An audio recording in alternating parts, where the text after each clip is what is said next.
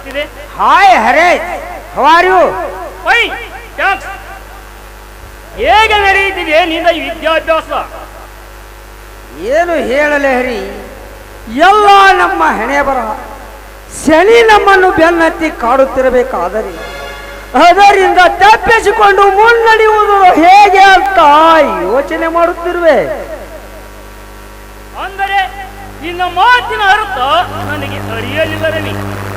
ಅಷ್ಟೊಂದು ಸುಲಭವಾಗಿ ಅರ್ಥವಾಗುವಂತ ಜೀವನ ನಮ್ಮದಲ್ಲ ಹರಿ. ಬಡತನ ನಮ್ಮನ್ನು ಕಿತ್ತು ತಿನ್ನುತ್ತಿರುವಾಗ ನಮ್ಮ ಸಂಸಾರದಲ್ಲಿ ಆವಿಗೆ ದಿನಕ್ಕೊಂದು ರೀತಿ ಆಟವಾಡುತ್ತದೆ. ಹೊಲದಲ್ಲಿ ಬಂದ ಹಣ ನಮ್ಮ ಸಂಸಾರಕ್ಕೆ ಸಾಕಾಗುತ್ತದೆ. ಇಂಥ ಸಮಯದಲ್ಲಿ ನಾನು ನನ್ನ ವಿದ್ಯಾಭ್ಯಾಸವನ್ನು ಹೇಗೆ ಮುಂದುವರಿಸಲಿ ಹರಿ? ಕೈಲಾಗಲೆಂದು ಕೈ ಕಟ್ಟಿ ಕುಳಿತರಿ ನಾವು ಪಟ್ಟ ಶ್ರಮ ಹಿಡಿದ ಕಾರ್ಯ ಇವುಗಳನ್ನು ಸಾಧಿಸಿಕೊಳ್ಳಲು ಸಾಧ್ಯ ಆಗಲಾರದು. ಜೀವನದಲ್ಲಿ ಎಂಥ ಕಷ್ಟಗಳೇ ಬಂದರೂ ಅವುಗಳನ್ನು ಎದುರಿಸಿ ಮುನ್ನುಗ್ಗುವ ಧೈರ್ಯ ನಮ್ಮಲ್ಲಿರಬೇಕು. ಕೈಯಲ್ಲಿ ಇಲ್ಲವೆಂದು ಕಣ್ಣೀರು ಹಾಕುತ್ತಾ ಕುಳತರೆ ಮುಂದೆ ನಿನ್ನ ಜೀವನದ ಗತಿ ಏನು ರವಿ? ಒಕ್ಕಲಿಗನಿಗೆ ಏನು ಗತಿ? ಒಕ್ಕಲು ತಲುವೆ ಗತಿ ಇದೆಯಲ್ಲ ಹರಿ.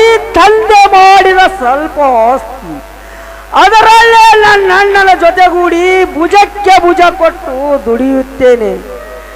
ಇಲ್ಲಿಯವರೆಗೂ ನನ್ನ ಅಣ್ಣ ಶ್ರಮದಿಂದ ದುಡಿದು ನಮ್ಮನ್ನೆಲ್ಲ ಕೈ ತುತ್ತು ಮಾಡಿ ಬೆಳೆಸಿದ. ನಮ್ಮಂತ ಬಡವರ ಕೂಗು ಕೇಳಿ ಮನ ಕರಗಿ ನಮ್ಮಂತವರಿಗೆ ನೌಕರಿ ಕೊಟ್ಟು ಸಲ್ಲುವರಿದ್ದಾರೆ ಈ ಕಲಿಯುಗದಲ್ಲಿ.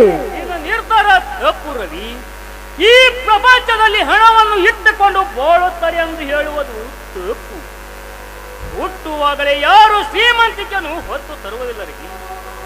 ಎಂದಲ್ಲ ನಾಳೆ ನೀನು ಆ ಶ್ರೀಮಂತಿಕೆಯನ್ನು ಪಡೆಯಬಹುದು. ದೇವರು ಕರುಣಮಯಿ. ಬಡವರು ಶ್ರೀಮಂತರು ಎನ್ನುವ ಭಾವನೆ ಅವನಲ್ಲಿಲ್ಲ. ಎಲ್ಲರೂ ಒಂದೇ ಭಾವನೆಯಿಂದ ಎಂದಾದರೂ ಒಂದು ದಿನ ನೋಡಿ ಈ ಬಡವರ ಮೇಲೆ ಕರುಣೆ ತೋರಿಸಬಹುದು. ಆ ದೇವರ ರೂಪದಲ್ಲಿ ಆದರೂ ಯಾರಾದರೂ ಒಬ್ಬರು ಬಂದು ನಿನಗೆ ಸಹಾಯ ಮಾಡಬಹುದು. ಇಲ್ಲ ಹರಿ, ನಾನಿದುವರೆಗೂ ಅಂತ ಮಹಾನ್ ಗುಣವುಳ್ಳ ವ್ಯಕ್ತಿಯನ್ನೇ ಕಂಡಿಲ್ಲ.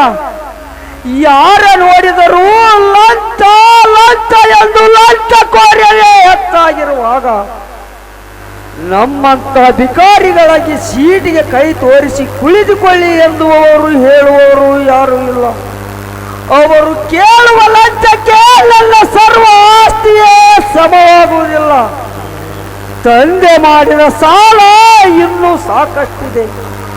ಇದರ ಮೇಲೆ ಇನ್ನೂ ಸಾಲದವರೇ ಹೊತ್ತು ಇದ್ದ ಸ್ವಲ್ಪ ಆಸ್ತಿಯನ್ನು ಕಂಡವರ ಬಾಯಿಗೆ ತುರಕಿ ಹುಚ್ಚ ನಾಯಿಗಳಂತೆ ಬೀದಿ ಬೀದಿ ತಿರುಗಬೇಕಾಗುತ್ತದೆ. ರವಿ, ನೀನು ತಪ್ಪು ತಿಳಿದುಕೊಳ್ಳುವುದಿಲ್ಲೆಂದರೆ ನನ್ನದೊಂದು ರಿಕ್ವೆಸ್ಟ್. ಹೇಳುವರಿ, ಈ ಗೆಳೆಯನ ಮುಂದೆ ಹೇಳುವುದಕ್ಕೆ ಸಂಕೋಚವೇ? ಏನಿಲ್ಲ ರವಿ, ನನ್ನ ಹತ್ತಿರ ಸ್ವಲ್ಪ ಹಣವಿದೆ, ಅದನ್ನು ನಿನಗೆ ಕೊಡುತ್ತೇನೆ. ಅದಕ್ಕೆ ಇನ್ನಷ್ಟು ಹಣವನ್ನು ಸೇರಿಸಿ ನೀನು ತಕ್ಷಣವೇ ನೌಕರಿಗೆ ಜಾಯಿನ್ ಆಗಿ ಬಾ. ನಿನಗೆ ಅನುಕೂಲವಾದಾಗೆ ಮತ್ತೆ. ಹರೀಶ, ನೀನು ನನಗೆ ಖಂಡಿತವಾಗಿ ಬಾ, ಹೋಗೋಣ. Thanks friend.